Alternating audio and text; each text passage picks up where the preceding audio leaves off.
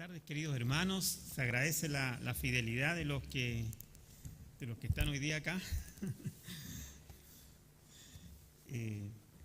La verdad que no se comprende mucho porque faltan, pero así nomás la cosa. ¿Ah?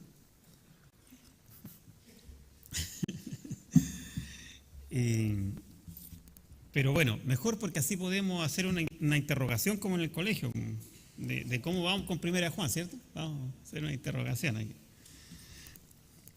Hermanos, siguiendo con nuestra lectura, Primera de Juan, capítulo 5, hoy veremos los versículos 12 y 13.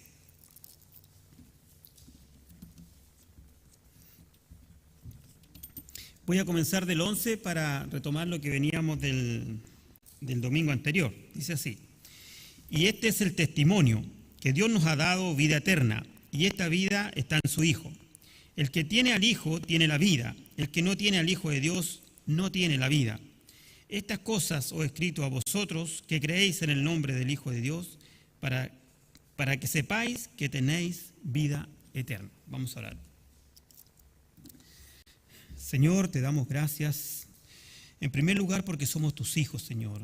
Te damos gracias también porque podemos escudriñar tu palabra en esta tarde, podemos aprender de ti, Señor, y por sobre todo podemos ser enseñados, Señor.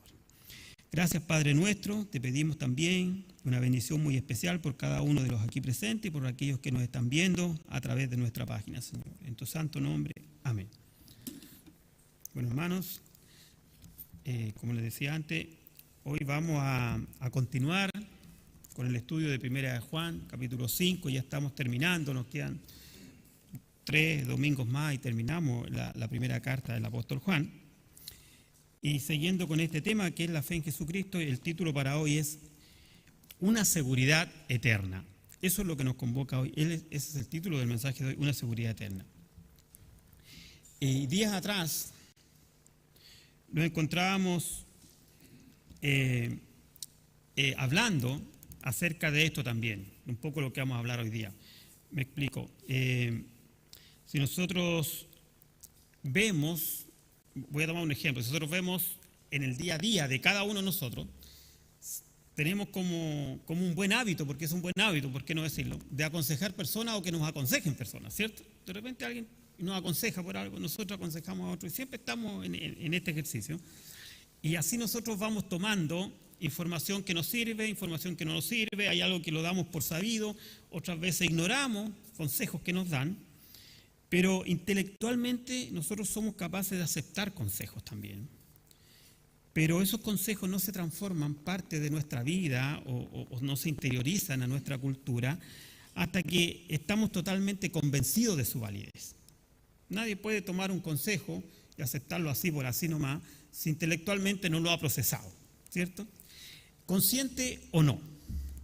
Bueno, así nosotros también prestamos atención muchas veces más a esos consejos que nos dan de tipo como de medicina, que este remedio para la espalda, que este remedio es para el aire. Yo sufro de aire, de repente me dan aire, ¿eh? Entonces, que tome una agüita malvarrosa, no sé, ¿cierto? Siempre hay gente que nos está dando consejos en estas cosas, ¿ya? Pero cuando alguien nos dice y nos habla acerca del Hijo Jesucristo, habíamos visto nosotros en clases anteriores que Pedro testificó, Juan testificó, el Espíritu Santo testificó y que Dios mismo testifica acerca de su Hijo. Y el testimonio que Él nos da dice que sabemos en el fondo, en nuestro corazón, que Dios nos dio vida eterna. Ese es el consejo de Dios para nosotros. Y ese consejo de Dios se instala en nuestro corazón de que Dios nos ha dado vida eterna. Ahora, este testimonio se hace parte de nosotros, de cada uno de nosotros, en la medida que vamos teniendo una relación personal con Cristo. Cuando yo avanzo en mi relación diaria con Jesucristo, cuando yo voy aprendiendo más, cuando yo estoy teniendo más comunión con Dios, es evidente que este consejo de que Jesús nos dio vida eterna en su Hijo pasa a ser mucho más importante para nosotros. Esa es como nuestra verdadera arenga, esa es como nuestra verdadera batalla. Hoy día recordamos épocas épicas de la historia de Chile, en que un día un grupo de patriotas decidió no seguir con el yugo español, ¿cierto? Sacarse ese yugo. Y se reunieron para tomar decisiones de ese tipo. Nosotros también como hijos de Dios tenemos que ir tomando decisiones en nuestra vida. Y parte de esa decisión está dada por la relación que tenemos con Dios. Y a medida que nosotros nos vamos relacionando con Dios, vamos a ir experimentando su cercanía, su ayuda y su amor. ¿Por qué? Porque tenemos comunión con Él. Porque tenemos comunión con el Padre. Porque tenemos comunión con el Hijo. Nosotros, hermanos, en la medida que tenemos comunión, vamos a tener el testimonio de Dios en nuestros corazones. Ustedes me dirán, ¿pero cómo es eso? Bueno, los más antiguos, los que llevamos más tiempo en el Evangelio, podemos quizás dar muchos testimonios acerca de esto. Hay veces en que se levanta una persona y da un testimonio tremendo, que a lo mejor Dios lo sacó de las drogas, del alcohol, de no sé, de tantas cosas. Y hay otros testimonios que parecen menores, pero que no son tampoco menores en importancia. Como el tener que levantarte todos los días, el tener que ser responsable en tu trabajo, el tener que mantener una familia. Hay tantas cosas en las cuales Dios ha ido trabajando en nuestras vidas también. Y eso es un testimonio de cómo Dios ha ido trabajando en nuestras vidas, pero el testimonio mayor es el testimonio que nos da Dios mismo a través de su Hijo. Y, hermanos, ¿por qué tenemos que recalcar tanto esto de la vida eterna y que está en su Hijo? Porque hay una sola cosa de lo cual tenemos certeza en esta vida, y es que nos vamos a morir. Y cuando uno le conversa esto a alguien del mundo, a una persona que no tiene por frecuencia venir a la iglesia, quizá una persona en el trabajo, un cercano, un pariente, como que se asusta, porque nadie se detiene a pensar en esto. Que del momento en que nacemos, comenzamos esa carrera para atrás. De ahí es el minuto cero, empezamos. ¿Cuándo? No sé. Nadie sabe. Y comentaba a mi hermano que estaba viendo las noticias porque antes de venirme ya van 9 fallecidos en las fiestas patrias. Van 9.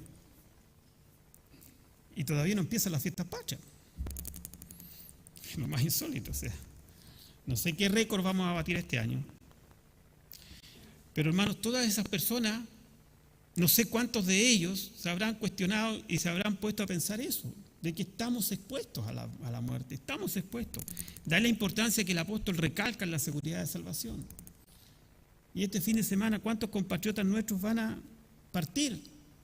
Producto del exceso, a lo mejor producto de un accidente, a lo mejor alguien que no tenía nada que ver y viene otro loco y los choca de frente, no sé. Tantas cosas que hay. Pero hermano, y lo más insólito es que si nosotros hacemos una encuesta, ni siquiera oficial, si nos paramos un día en una esquina cualquiera, en el centro, en cualquier esquina, me paro aquí y vamos a hacer encuestas, que hay muchos programas de evangelismo que hacen esto, hacen encuestas, trabajan en base a encuestas. Si nosotros nos detuviéramos en una esquina a hacer una encuesta y preguntáramos a las personas algo tan simple sobre la vida eterna, ¿crees tú tener seguridad después de esta vida? ¿Qué pasa contigo después de esta vida? ¿Qué pasa? ¿Crees en la vida eterna? Sí, creo. ¿Crees que Dios te va a dejar entrar al cielo? Sí, creo. ¿Y por qué crees? Bueno, no sé, no estoy seguro. Las respuestas más comunes, les comento porque en algún momento en mi vida también hice una encuesta de esta. Las respuestas más comunes que se van a encontrar es: solo Dios sabe. No depende de mí. No me he portado tan mal. Hay otros peores que yo. Pero cada una de estas respuestas, hermanos, cada una de estas respuestas de las personas está basada en la cultura en la cual hemos sido educados todos, de que la salvación, la vida eterna, se basa en mi comportamiento, en cómo yo me comporte, en el fondo, en obras. Por eso es que cuando leemos acá, y cuando leemos y dice que el testimonio que Dios nos da es que la vida eterna estaba en su Hijo. No estaba en mis obras, no estaba en mi conducta, no estaba en mi comportamiento. Dios mismo dice que la vida eterna está en su Hijo. Y eso es lo que nosotros tenemos que recalcar, y esa es nuestra declaración hoy día. En el Hijo de Dios tenemos vida eterna. En el Hijo de Dios tenemos vida eterna. La pregunta es siempre, ¿cómo podemos los seres humanos decir que tenemos vida eterna? ¿Cómo puede un ser humano decir eso? Veremos argumentos que nos llevan a decir que tenemos vida eterna, que los hijos de Dios tenemos vida eterna. Si volvemos leamos nuevamente el versículo 11 y el 12, dice así: Y este es el testimonio que Dios nos ha dado, vida eterna, y que esta vida está en su Hijo. El que tiene al Hijo tiene la vida, el que no tiene al Hijo de Dios no tiene la vida. Aquí mismo, si usted va un poquito más atrás, en el capítulo 2 de 1 Juan, el versículo 23, dice: todo aquel que niega al Hijo tampoco tiene al Padre. El que confiesa al Hijo tiene también al Padre, tiene la vida. ¿Se fijan? A través de toda esta carta, cuando comenzábamos al principio, y Juan nos llevaba, decía, desde las tinieblas a la luz. El que conoce al Padre conoce al Hijo, el que tiene al Hijo tiene al Padre, porque todo, el Padre y el Hijo son uno solo. Entonces la palabra representa comunión con Cristo. Tiene al Hijo. No dice que solamente sabe del Hijo, tiene al Hijo viviendo en sí, viviendo en él mismo.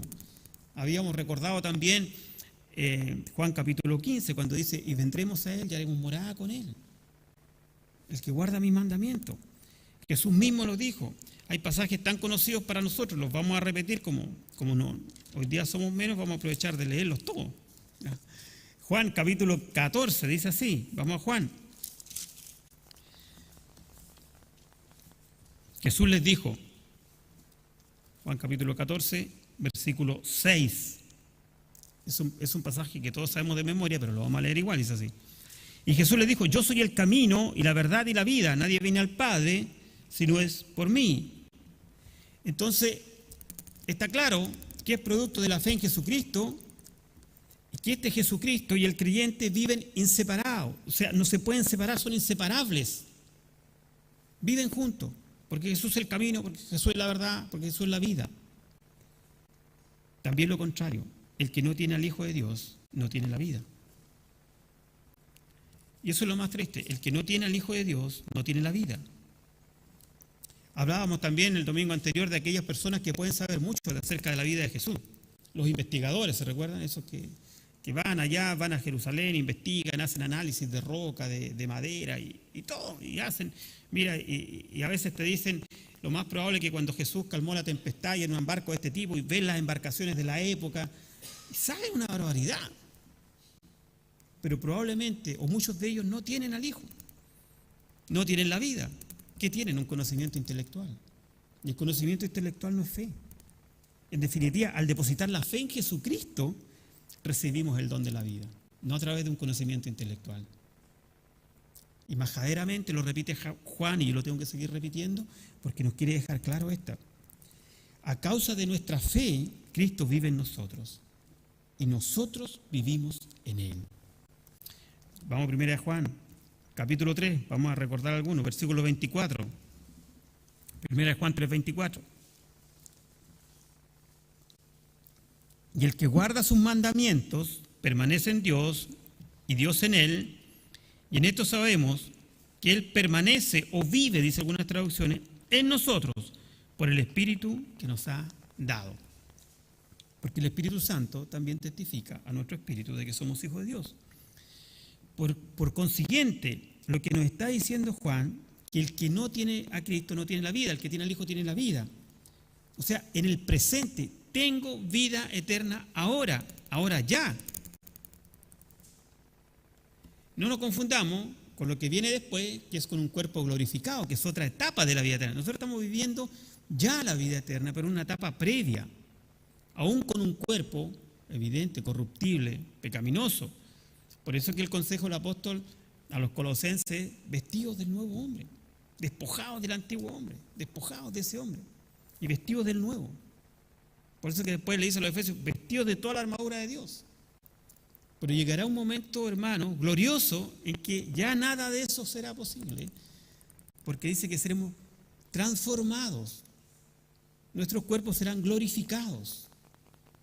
Y cuando seamos glorificados, gozaremos de la eterna salvación. Pero la salvación, hermano, ya comenzó en cada uno de nosotros, cuando creímos, cuando dejamos, cuando oímos la voz de Dios, cuando hubo ese momento íntimo y personal de cada uno de nosotros, que dijo, Señor, perdóname, Señor, me arrepiento, Señor, vuelvo a ti. Ese es el momento.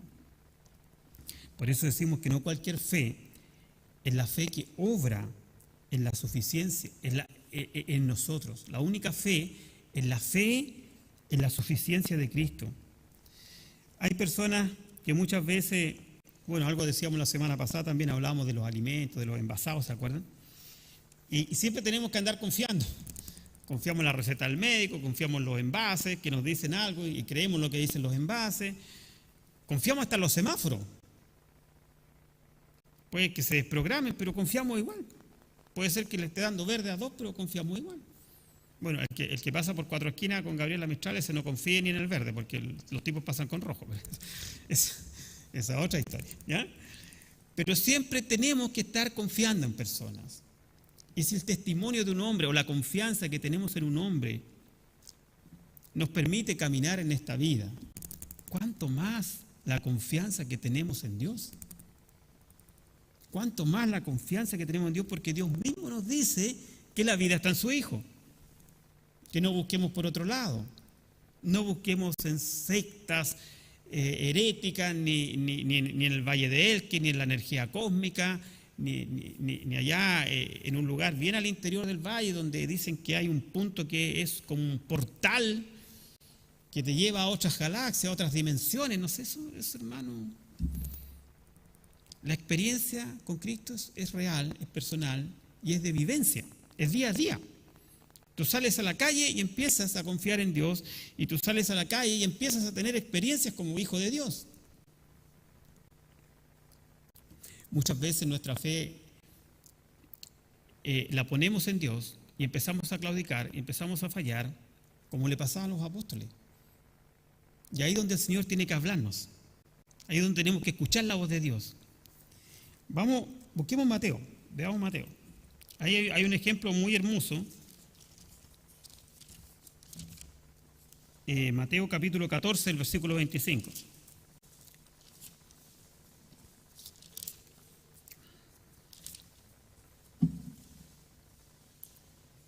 Mateo 14.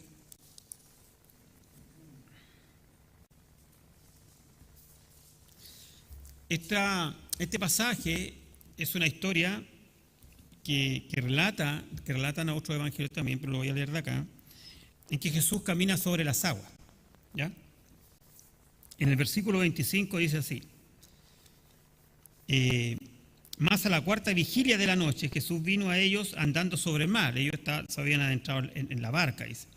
Y los discípulos, viéndolo andar sobre el mar, se turbaron, diciendo: un fantasma. Y dieron voces de miedo, se atemorizaron, creyeron que era un fantasma. Pero enseguida Jesús les habló diciendo: tened ánimo, soy yo, no temáis. Entonces le respondió Pedro y dijo: Señor, si eres tú, manda que yo vaya a ti sobre las aguas. Entusiasta Pedro siempre. Y el Señor dijo: ven. Y descendiendo Pedro de la barca, andaba sobre las aguas para ir a Jesús. Pero al ver el fuerte viento, tuvo miedo y comenzó a hundirse. Dio voces diciendo: Señor, sálvame. Al momento Jesús extendió la mano, asió de él y le dijo: hombre de poca fe, ¿por qué dudaste? Y cuando ellos subieron en la barca, se calmó el viento. Entonces todos los que estaban en la barca vieron y le adoraron, diciendo: verdaderamente este es el Hijo de Dios. Muchas veces, hermano, este pasaje muy conocido por todos nosotros es un pasaje de fe, es un ejemplo práctico de fe. Muchas veces nosotros somos también como Pedro, nos entusiasmamos, vemos, queremos ir, vemos a Dios, queremos hacer su obra, queremos entrar en un trabajo, queremos enrolarnos en la iglesia, queremos decir: ya, Señor, ahora sí, no sé, voy a hacer clase, voy a estar acá, voy a ir con los niños, voy a venir a trabajar el fin de semana en la oficina, en la cocina que estamos haciendo, ya. Y después no pasa nada. Quedamos a mitad de camino. Pedro quedó a mitad de camino porque dejó de ver a Jesús. Mientras él miraba a Jesús, podía caminar sobre las aguas. Mientras su vista estaba puesta en los ojos de Cristo, podía caminar sobre las aguas. Cuando comenzó a mirar las aguas, se hundió. Porque el pasaje dice que había como una especie de tormenta. Había un viento que los asustaba. Entonces cuando Pedro comienza a poner sus ojos en el viento, en las aguas y en la tormenta, se hunde. Porque nos falta fe, hermanos, nos falta fe. Creámosle a Dios. Es una frase tan antigua que siempre la repetimos. A veces le creemos a Dios. Sí, le creemos a Dios. Pero creámosle de verdad. Alguien dice por ahí, no, si yo creo en Dios. Sí, crees en Dios. Pero créele a Dios. Cree lo que Dios dice. Créele a la palabra de Dios. Entonces cuando Él te dice que tú eres un hijo de Dios, porque has nacido de Dios, porque has creído en Él, ten fe para que no te hundas. Porque es Dios mismo quien nos va a cambiar, porque fue Él quien nos salvó, fue Él quien nos rescató, y Él nos va a ir cambiando y nos va a ir moldeando a la altura de un varón, a la medida de la plenitud de Cristo. La verdad viene desde afuera, hermanos. Muchas veces nosotros estamos tan concentrados en ese hombre interior, incluso hay libros por ahí que dicen de adentro hacia afuera, como un cambio de adentro hacia afuera. No, hermano, el cambio viene de afuera. Es Dios que te llamó, es Dios que me llamó, es Dios que puso la fe donde no había fe. Fue Jesús que llamó a Lázaro cuando estaba muerto, fue Jesús el que le dijo, sal, ven fuera. A gran voz, dice que exclamó el Señor. Lázaro no oía, Lázaro no podía ver, Lázaro no podía caminar. Lázaro estaba muerto. Nosotros estábamos muertos. Y el Señor nos llama. El Señor nos llama. Entonces, muchas veces nos detenemos en querer cambiar nosotros interiormente, en esa lucha. No, hermano, la verdad viene desde afuera. Es Dios mismo quien nos llama, es Él. Creámosle a Dios, creámosle a la palabra de Dios. Él nos va a ir cambiando a través de su palabra. Muchos hermanos, personas que están en la iglesia, que como hemos dicho domingo anterior también, quizás inmaduros todavía, están esperando un cambio interior como si esto fuera algo místico. Como que va a ocurrir algo, como que va a venir un destello, como que va a venir una estrella, como que Dios te va a mostrar a través de un ángel, va a enviar un mensajero, no sé, y eso no va a pasar, hermano. O sea, puede pasar, sí, Dios lo puede hacer, pero la probabilidad de que pase, muy escasa. Porque Dios nos dejó su palabra. Eso hablábamos también el domingo pasado, ¿se recuerda? Su palabra nos cambia. Dios nos dejó la comunión. Dios nos dejó esto que tenemos ahora, que estamos compartiendo, que estamos escuchándonos, que podemos orar. Las personas en general, hermanos, volviendo al tema, no tienen certeza de su destino eterno. La gente no hay certeza en esas encuestas que se hacen, no hay certeza de su vida eterna. No hay certeza. Por eso es que es tan fácil entrar en conversaciones con ellos y es tan difícil también. Porque rehúsan escuchar. No quieren oír. No quieren oír. Ahora, este destino eterno, si nosotros lo confiamos en nuestras obras, en nuestra conducta, como responden las encuestas la mayoría de la gente, tendríamos que estar muertos de miedo. Porque evidentemente todos sabemos, honestamente, que ni nuestra conducta, que ni nuestras obras no está de acuerdo a la palabra de Dios. Por mucho que nos esforcemos. Necesitamos esa fuerza externa, que es el Espíritu Santo, que nos convence de pecado, de juicio y de justicia y que nos lleva a toda verdad.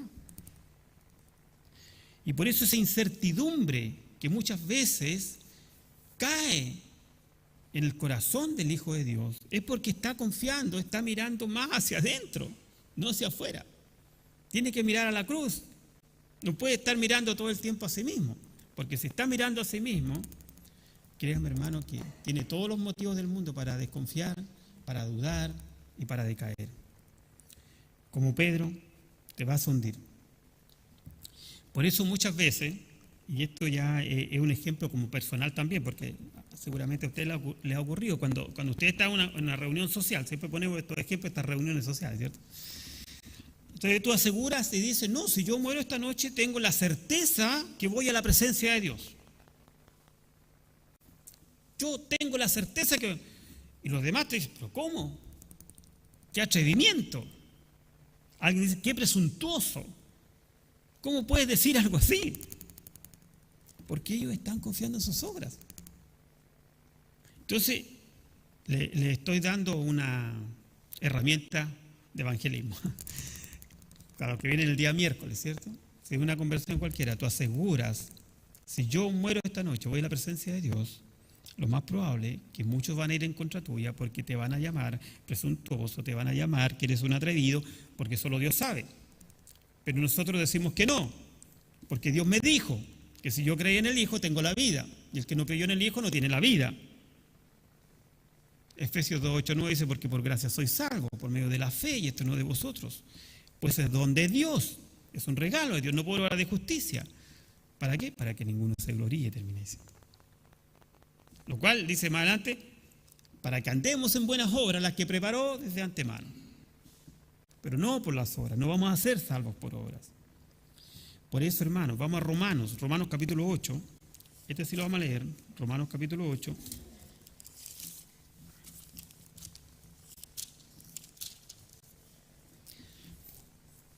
El capítulo 8 de Romanos, versículo 1, Pablo dice así: ahora, pues, ninguna condenación hay para los que están en Cristo Jesús, los que no andan conforme a la carne, sino conforme al Espíritu.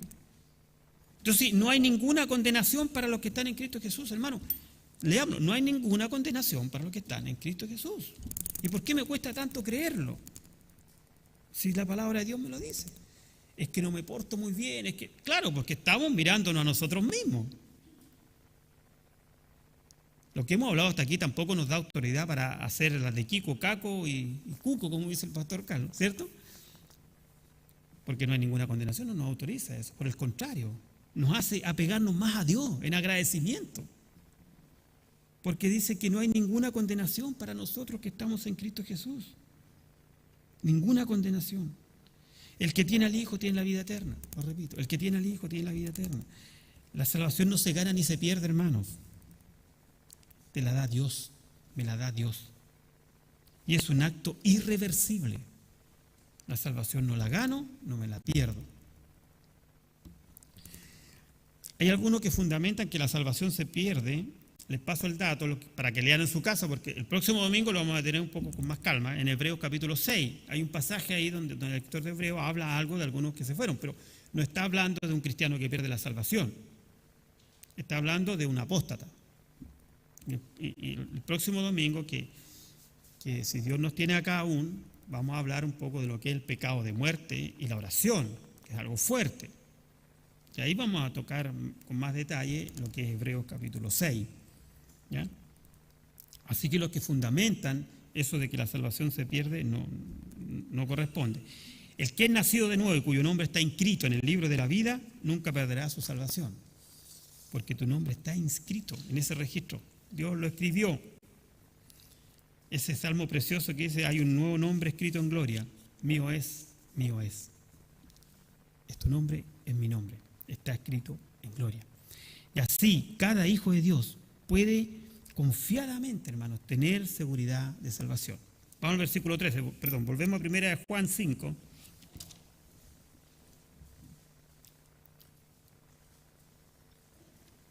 Primera de Juan 5, versículo 13, dice así: y estas cosas os escribo a vosotros que creéis, a los que creen, en el nombre del Hijo de Dios, para que sepáis que tenéis vida eterna. Entonces, Juan acá nos está hablando a nosotros, a los que creemos. ¿Para qué? Para darnos certeza, para darnos seguridad, para darnos confianza.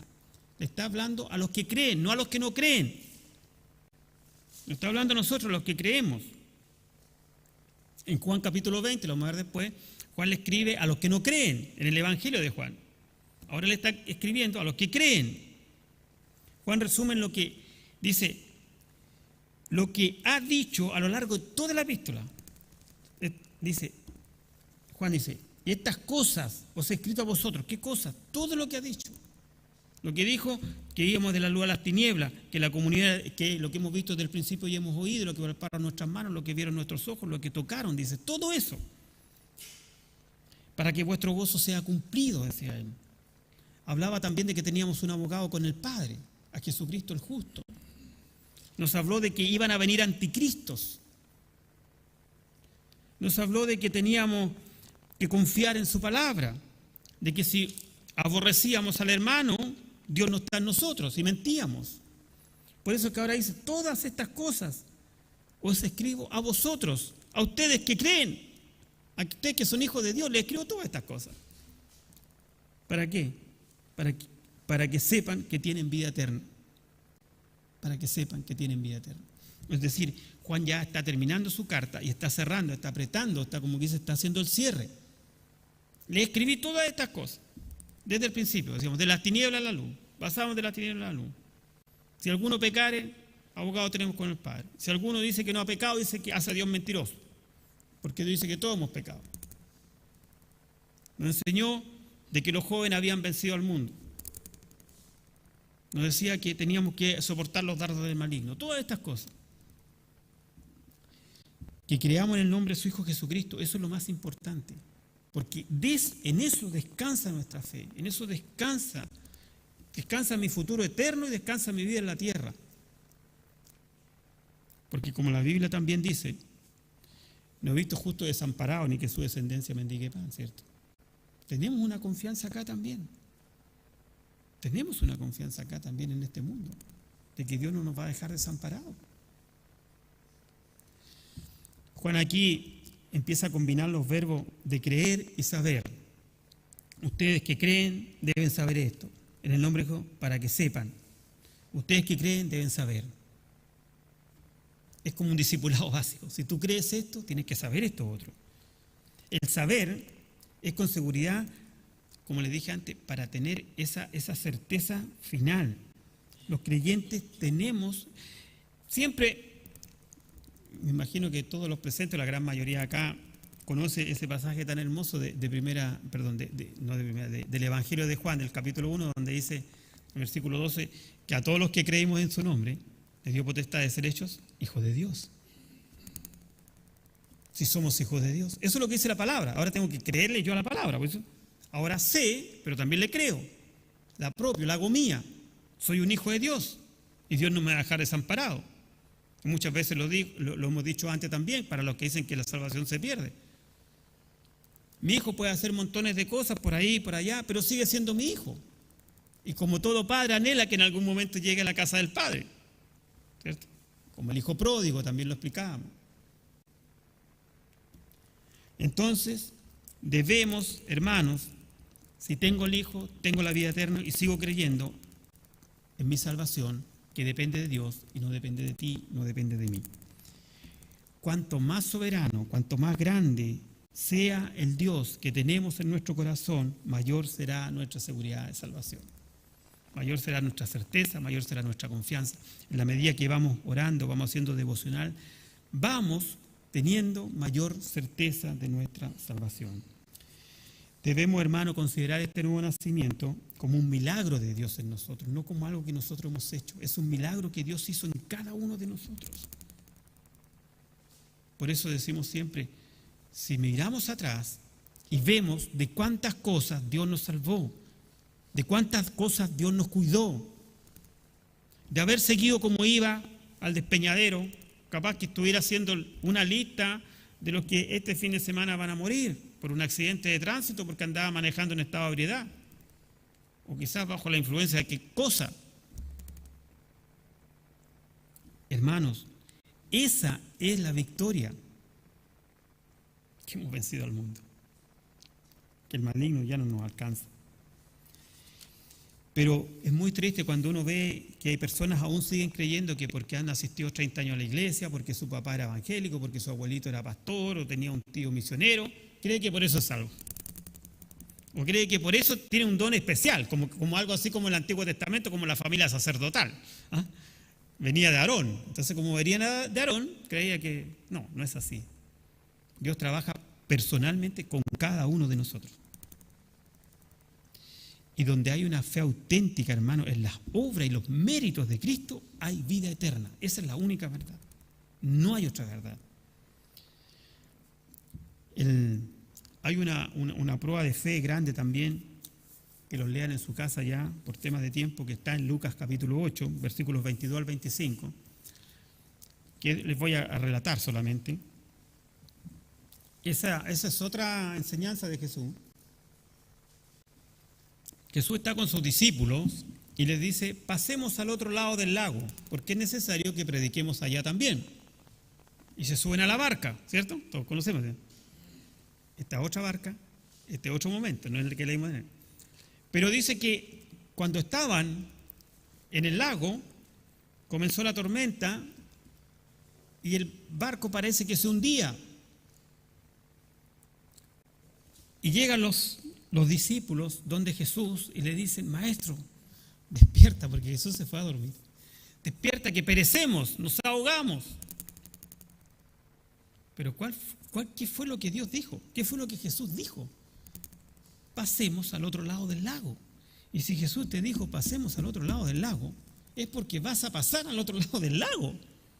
Independiente de las tormentas que tendrán que venir. ¿Se levantarán tormentas? Sí. ¿Habrá oposición? Sí. ¿Podrás temer a ratos? Sí, vas a temer a ratos. ¿Podrás temblar a ratos? Vas a temblar a ratos. ¿Podemos perder nuestra fuerza? Sí, porque todavía estamos en este cuerpo. Pero la promesa del Señor era, pasemos al otro lado del lago. Y si Jesús lo dijo, vamos a estar allá al otro lado, enseñando y predicando.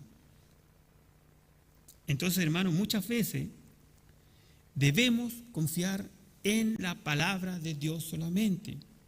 Tú me dirás, ay, hermano, pero debo hacer mi devocional. Sí, tienes que hacer tu devocional todos los días el devocional. Debes leer la Biblia, sí. Debes orar, sí. Debes amar a los hermanos, sí, tienes que amar a los hermanos. Pero no somos salvos por nada de eso. No somos salvos ni por amar a los hermanos, ni por leer la Biblia, ni por orar, ni por hacer devocional. Somos salvos por la obra de Cristo, pero todas esas cosas tenemos que hacerlas porque es parte de nuestro deber cristiano. Y son las herramientas que Dios nos dejó para que crezcamos espiritualmente y para que cada día nos conformemos más a la imagen de Jesucristo. Hablábamos de que Dios nos creó a su imagen. Hablábamos de que Cristo es un gran árbol bajo cuya sombra nos cobijamos. Pero que nosotros somos a imagen de Cristo, sí. Porque somos árboles también, pequeños decíamos, pero somos un árbol. Jesús es el gran roble, nosotros somos un pequeño árbol que va creciendo hasta que dé su fruto y que su hoja no caerá. Como lo es Jesús, un gran árbol, pero somos un árbol, no somos otra cosa. Entonces, hermano, si como hijo de Dios dudas, si como hijo de Dios dudo, es porque, insisto, estamos confiando más en nosotros que en la obra de Cristo. Como dijo alguien por ahí, duda de tus dudas. ¿Por qué le crees tanto a tus dudas? Empieza a dudar de tus dudas, para que así tengas certeza en tu vida que la palabra de Dios. Si estamos confiando en nuestra obra, lo más probable es que dudemos, hermanos. Nosotros hemos creído. En la clase anterior hablábamos de la victoria, ¿se recuerdan? Que en Jesús teníamos una victoria, que éramos victoriosos, porque Él venció. Y hablábamos de que el Señor, hablamos del Apocalipsis, y decíamos que era un libro de victoria, porque ahí todos los cristianos íbamos a gozarnos, íbamos a disfrutar de las bodas del Cordero, íbamos a recibir una piedrecita, íbamos a recibir nuestro nombre. Era un libro de victoria, para el Hijo de Dios es un libro de victoria, para el mundo es un caos. El Apocalipsis el mundo lo asocia a un desastre, para nosotros va a ser un tiempo de victoria. Porque nosotros guardamos sus mandamientos, decíamos también. Y por eso vencíamos al mundo, porque hemos guardado sus mandamientos. Como para ir recapitulando ya, veamos el Salmo 119.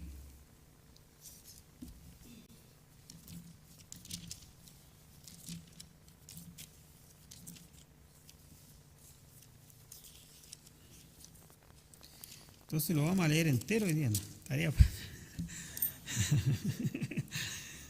Salmo 119, versículo 41. No, eso era por si alguno se estaba quedando dormido nomás, como ya. Hoy día estaba el día para dormir siesta. Salmo 119, versículo 41 al 48 dice así, recordando, resumiendo, recapitulando lo que habíamos hablado de los mandamientos. Dice, venga a mí tu misericordia, oh Jehová, tu salvación, conforme a tu dicho, a la palabra de Dios. Y daré por respuesta a mi avergonzador que en tu palabra he confiado. No quites de mi boca en ningún tiempo la palabra de verdad, porque en tus juicios espero. Guardaré tu ley siempre, para siempre y eternamente, y andaré en libertad, porque busqué tus mandamientos. Hablaré de tus testimonios delante de los reyes, y no me avergonzaré, y me regocijaré en tus mandamientos, los cuales he amado. Alzaré asimismo mis manos a tus mandamientos, que amé, y meditaré en tus estatutos. Hermanos, eso es el secreto. Amar la palabra de Dios, creer en la palabra de Dios, regocijarnos en la palabra de Dios, y todas las dudas se disipan. Si tu Dios es pequeño, vas a creer poco, vas a confiar poco. Creamos en un Dios grande, para tener una grande confianza. La vida eterna comienza cuando creímos, y eso lo hemos dicho muchas veces, no cuando nos llevan al cajón, sino cuando creímos, ahí comenzamos. Volvamos a Juan, capítulo 20, vamos a hacer un pequeño paralelo, dejando igual un espacio allá en 1 Juan 5, 13, porque ahí vamos a hacer un pequeño paralelo. Pero vamos ahora a Juan, capítulo 20.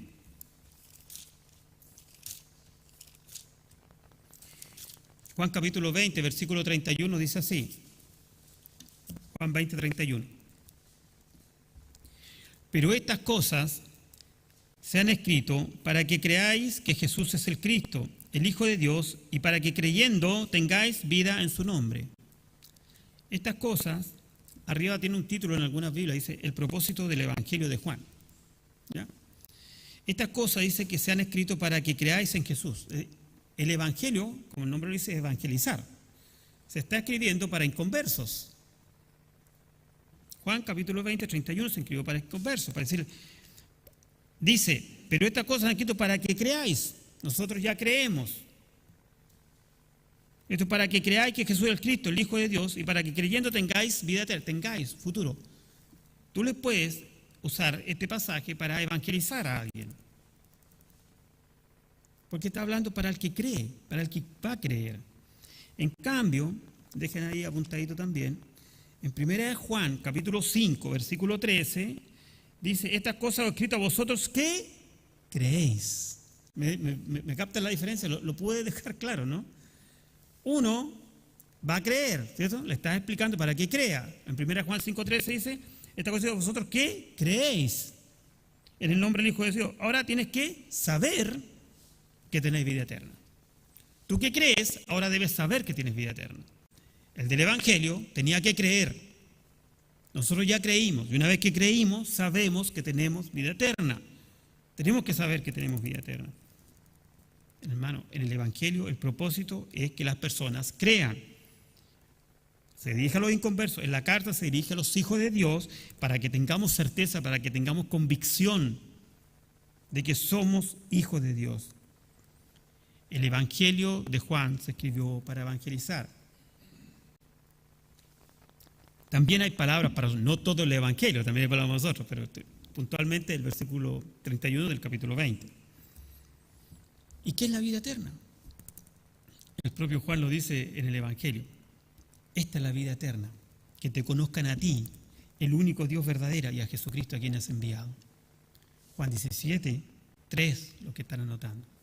El Evangelio de Juan, capítulo 17, versículo 3, dice eso. Esta es la vida eterna, que te conozcan a ti, al único Dios verdadero. Aprieta, lo mismo, le da. Que nos quede claro, esa es la vida eterna, que te conozcan a ti, el único Dios verdadero, a tu Hijo, a quien has enviado. La vida eterna comienza cuando creímos en Jesucristo, y ahí llegó a mí toda la Trinidad, hermano. Llegó Dios, llegó el Espíritu Santo, llegó Jesucristo, su Hijo. Por eso cuando nos bautizamos, dice que hemos muerto a la antigua vida y resucitamos a una nueva vida. Es triste decirlo, pero no podemos dejar de decirlo. Hermanos, el infierno no es un lugar donde la gente cree que se va a ir a divertir, no. El infierno es un lugar donde no hay socorro, no hay consolación, hay ausencia total de Dios. Si hoy día en el planeta aún quedan vestigios de bondad, de amor, es porque Dios aún está con nosotros, está llamándonos. Dios está buscando a su pueblo, está buscando a su gente, a sus hijos. Pero el infierno es una ausencia total de Dios. Ahí no hay compasión, ahí no hay piedad, ahí no hay nada bueno. Porque todo don perfecto viene y bueno viene de Dios. Y ahí no va a estar Dios. Entonces los que creen que ahí lo van a pasar bien, que hay fiesta, no, eso no es así. Será el lloro y el crujir de dientes. Será el lloro y el crujir de dientes. Por eso es que es tan importante y tan imperioso, hermanos, que nosotros nos preocupemos en nuestra salvación. Día a día. Conversábamos el día lunes, la salvación en 3 etapas. Fui salvo cuando me convertí.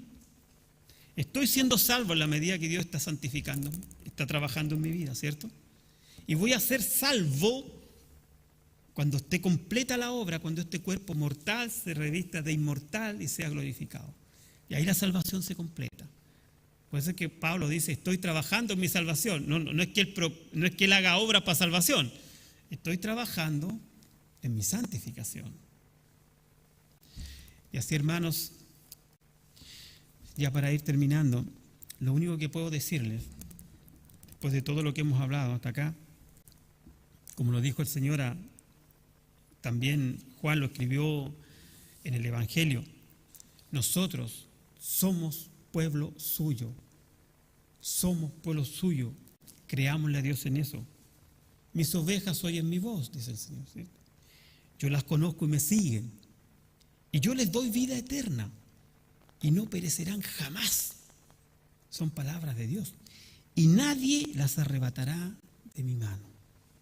Juan capítulo 10, versículos 27 y 28. Para que lo noten.